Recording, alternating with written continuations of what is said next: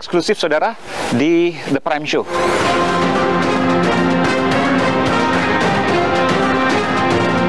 Rambut eksklusif saudara di The Prime Show. Ini rambut, saya boleh pegang ya?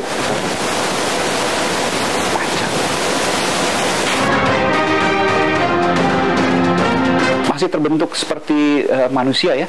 Ini kepalanya kalau Anda lihat nih.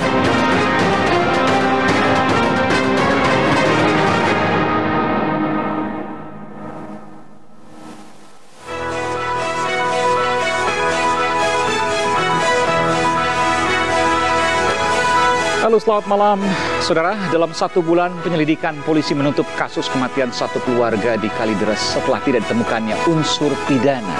Keempat jasad sekeluarga di Kalideres dinyatakan meninggal dengan wajar dengan situasi atau kondisi yang tidak wajar.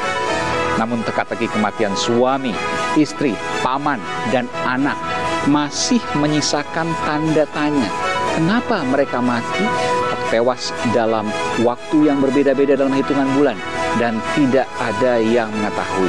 Karena kejanggalan demi kejanggalan bermunculan dari kesaksian keluarga, tetangga, hingga dugaan keterkaitan dengan sekte tertentu. Benarkah? Bagaimana publik bisa mendapat jawaban terang atas kematian satu keluarga yang misterius ini? Saudara, eksklusif, saya melakukan penelusuran ke tempat kejadian perkara TKP rumah keluarga di Kalideres dan ada petunjuk besar. Saya akan hadirkan informasinya eksklusif untuk Anda. Saya Aiman Wicaksono, Anda menyaksikan The Prime Show. Saudara, saya berada di tempat kejadian perkara TKP kasus meninggalnya 4 orang yang merupakan satu keluarga di Kalideres, Jakarta Barat. Ini masih di garis polisi, tapi saya ingin mencoba masuk dengan meminta izin dari pihak Polda Metro Jaya yang saat ini saya ditemani oleh Kasubdit Jatanras Polda Metro Jaya, Ajun Komisaris Besar Polisi Panji Yoga bersama dengan jajarannya. Bung Panji, terima kasih. Saya harus menggunakan sarung tangan nih, Bung Panji ya. Terima kasih. Ini masih di garis polisi. Kita akan masuk eksklusif saudara di The Prime Show. Saya terima kasih. Ini nanti akan dibukakan Bung Panji beserta jajaran dari Jatanras Polda ya. Ada AKP Dwi dan beberapa perwira lain. Ya. Ini buka. Ini tercium saudara, baunya memang masih cukup kencang ya.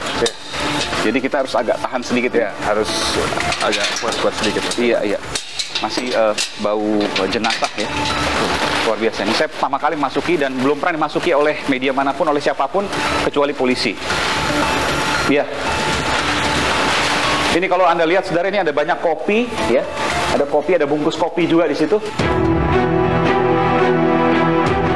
Karena memang pertama kali ketika ada tercium bau jenazah, warga langsung menyebarkan kopi. Jadi pertama kali ini adalah laporan tanggal 9 November, laporan dari petugas PLN yang akan memutus listrik di sini, lalu melaporkan kepada ketua RT.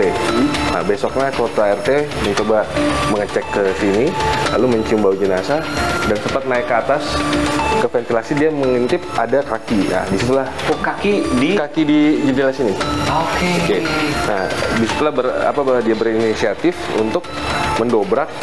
Nah, ditemukanlah bahwa ada mayat atas nama Budianto yang kita diidentifikasi sama Budianto. Nah, lalu itu paman korban ya? Paman korban. Oke. Lalu disitulah Pak RT bersama warga menyebarkan kopi supaya tidak tercium baunya. Dan ini pelajaran juga, ketika ada mayat lalu kemudian disebarkan kopi membuat polisi susah. Betul. Untuk olah TKP, untuk kita mengidentifikasi itu sangat sulit karena edukasi. Kita sangat membutuhkan, terutama dalam kasus-kasus pembunuhan atau kasus ketemu mayat seperti ini. Harus steril. Jadi ketika ada ketemu jenazah misalnya, siapapun mau ketua RT, ketua RW, warga, jangan diapa-apain, telepon polisi. Betul. Ya, kalau ini kan kasusnya bukan pembunuhan, Mas Aiman. Tetap kita harus olah TKP untuk menentukan ada atau tidaknya tindak pidana di TKP ini. Gitu. Meskipun sudah diumumkan kemarin oleh pihak Polda Metro Jaya, diantaranya oleh Dirkrim Polda Metro Jaya, Komisaris Besar Polisi Hengki Haryadi, tidak ada kematian yang tidak wajar, kematian wajar, meskipun cara kematiannya tidak wajar gitu ya. Situasi yang tidak wajar. Situasi yang tidak wajar. Tidak ada unsur pidana, tidak ada unsur pembunuhan. Meskipun nanti ada beberapa pertanyaan yang juga akan saya tanyakan nanti ke Bung Panji. Tapi saya ingin melihat dulu ke dalam, bagaimana kemudian situasinya saudara, bagaimana kemudian kronologinya, bagaimana kemudian tempat kejadian perkara yang belum pernah dimasuki oleh siapapun dan masih fresh ini ketika pertama kali ditemukan, kecuali kopi-kopi ini ya. Iya, betul. Oke. Baik. Baik.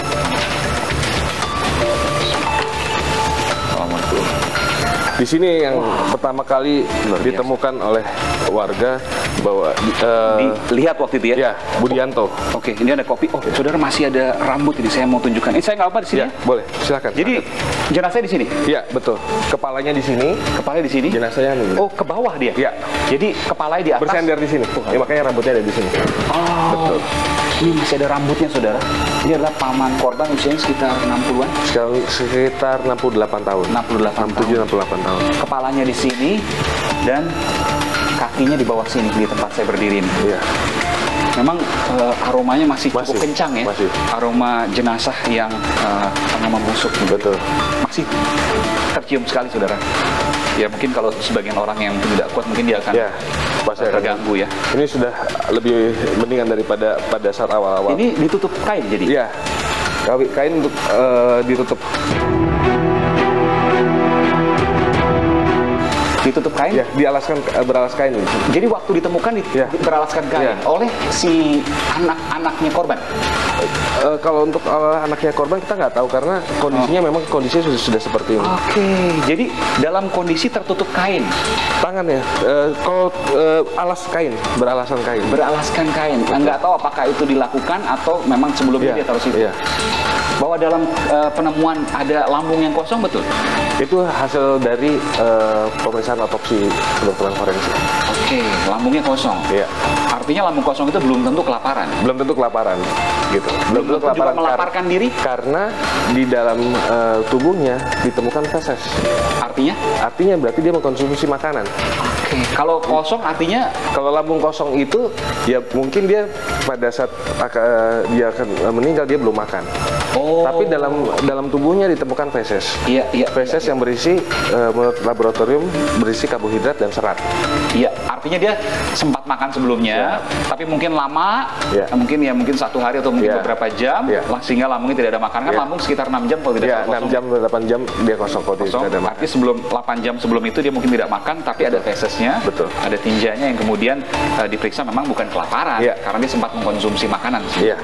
Baik. Ini korban ketiga yang meninggal berarti? Korban ketiga. Diperkirakan? Diperkirakan kemungkinan besar di bulan Oktober. Oktober, kan terungkapnya November ya? November. Kemungkinan besar di bulan Oktober karena ada petunjuk ada tanggalan yang tertempel. Sudah kami amankan 4 Oktober. Terakhir jadi tanggalnya model sobekan zaman dulu. 4 Oktober. Itu terakhir ada tanggalan terakhir 4 Oktober. Ini ada handphone yang dibuka, ada kotak-kotak handphone juga. Saya boleh pegang karena pakai ini? Boleh, silakan. Ini minyak wangi dan ini handphone. Ya, ini sepertinya handphone masih baru atau mau dijual sepertinya. Jadi memang menjual-jual barang waktu itu. Iya, terakhir menjual barang. Ada indikasi ke situ. Menjual barang itu di bulan Agustus dan September kok. Dan mobil juga termasuk. Mobil di bulan Januari. Ada apa itu? Kalau menurut pengakuan di bulan Januari kepada pembeli mobil bahwa dia akan uang itu digunakan untuk berobat istrinya di salah satu rumah sakit. Namun setelah kami mendapatkan informasi itu, kami telusuri di rumah sakit tersebut tidak ada satupun pasien atas nama Dian Reni Rudianto ataupun Budianto. Jadi untuk apa dijual-jual mobil? Itu masih misteri. Masih misteri. Baik. Ini kamar utama. Ini kamar ditemukannya Ibu Reni dan Dian. Dalam kondisi Dian itu anak ya? Iya, Dian. Dalam kondisi tertutup dan terkunci dari dalam. Oh, tapi ini didobrak oleh warga, oleh warga. Oke. Ya. Inilah salah satu indikasi kenapa kita bisa memastikan tidak ada tindak pidana ataupun orang luar di sini karena kondisi terkunci dari dalam. Oh, itu yang kemudian menyimpulkan salah satu tidak ada dalam kondisi terkunci. Artinya kalau memang kan yang terakhir terbunuh di sini, bukan yang terakhir tewas ada di sini ya. Di sini. Jadi kalau yang terakhir tewas di sini dalam kondisi terkunci, nggak mungkin dong. Nggak mungkin orang lain masuk. Salah satu petunjuk. Saya boleh masuk? Boleh, silakan. Manji. Saya akan masuk, saudara. Saya akan menunjukkan nih. Kita ke dalam. Iya. Ini terinjak nggak apa-apa ya? Nggak apa-apa. Oke. Wah, ini aromanya lebih luar biasa lagi, saudara. Jadi ada rambut. Ya. Rambut ini copot sendiri? Iya. Saudara, saya menunjukkan rambut eksklusif saudara di The Prime Show. Di Aiman ya, kita akan coba tunjukkan ini. Ini rambut, saya boleh pegang ya? Silakan.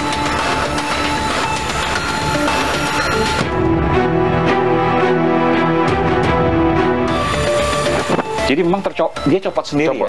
Copot sendiri. Ini senter masih nyala loh. Senternya masih nyala ini. Ya, gimana? Mungkin pada saat ini dimatikan ya. Oke. Baik. Jadi pada saat waktu itu ditemukan, TKP listrik sudah mati semua. Listrik sudah mati. Ya.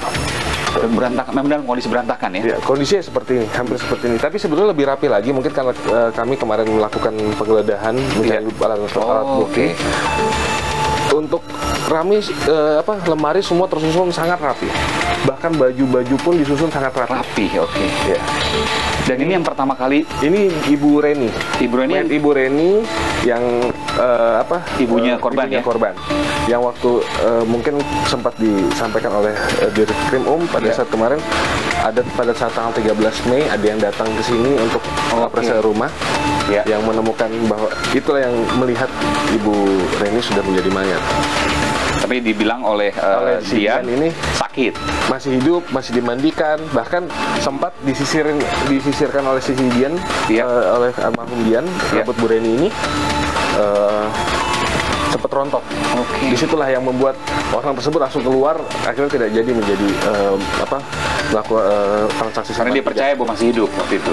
Kalau Bu Reni, kalau Dian percaya bilang masih hidup, tapi kalau dia sudah tahu ini menjadi mayat. Sayangnya tidak dilaporkan ke polisi waktu itu ya. Pada saat itu dia sudah menyampaikan kepada salah satu broker yang menghubungkan ke si orang ini bahwa lapor polisi atau lapor ketua RT setempat. Namun pada saat setelah si apresiasi rumah ini pergi, Budianto keluar. Lalu bilang tolong jangan sampaikan ke siapapun. Oh, dia dengar kalau dia mau lapor polisi sebenarnya, tapi tolong jangan sampaikan siapapun. Dan dia batal untuk melaporkan. Sayang sekali. Ini juga edukasi saudara. Ketika ada kecurigaan, jangan mengikuti apa yang dimaui oleh saksi yang lain. Segera laporkan kepada. Walaupun masih kecurigaan ya? Masih kecurigaan. Kalau seandainya pada waktu itu bisa dilaporkan dan kemudian bisa terbongkar, tentu kita berharap tidak ada korban yang lebih banyak. Mungkin Dian dan Budianto masih bisa kita... Iya. Dian posisi di mana? Di sini. Oh, di sini? Iya. Oh, tempat saya injak tadi? Iya, kepalanya di sini. Oh, ini kepalanya? Iya. Ini kepalanya, bukan di sini ya? Iya, bukan. Ini kepala, lalu ini rambut bisa di sini? Mungkin posisinya begini kan, pada saat evakuasi kita keluarkan kan? Iya. Tapi memang ada beberapa rambut yang rontok ya. Jadi yang pertama meninggal itu ibu. Menurut dari tim kedokteran forensik dan laboratorium forensik itu Pak Rudianto, bapaknya yang ada di kamar sebelah. Oh, bapak dulu yang pertama, kira-kira bulan? Itu diperkirakan bulan Februari atau Maret. Februari 2022. Ibu Reninya? Di bulan Mei, karena kan yang melihat di bulan Mei. Ya. Lalu kemudian pamannya? Pamannya di bulan Oktober dan ini pun di bulan Oktober. Bulan Oktober jadi nggak beda jauh? Nggak beda jauh. Memang ada pertanyaan saudara, kenapa kemudian satu persatu meninggal, kok tempat-tempatnya diam saja? Itulah kemudian yang memunculkan pada waktu itu ya. Jangan-jangan sekte, tapi sekte itu dibantah oleh penyelidikan polisi. Penyelidikan kami, penyelidikan dari tim Apsifor, lalu keterangan saksi ahli dari psikologi. Nanti kita bicara soal itu, tapi saya ingin ke sebelah dulu, tempat ayahnya yang meninggal pertama kali ya. Saudara, saya masih menelusuri di tempat kejadian perkara Kalideres yang saya akan lanjutkan nanti selepas paruh pertama. Dan kita akan bertemu nanti di paruh kedua sesaat lagi di The Prime Show eksklusif bersama saya, Aiman Wicaksono. Saya akan segera kembali.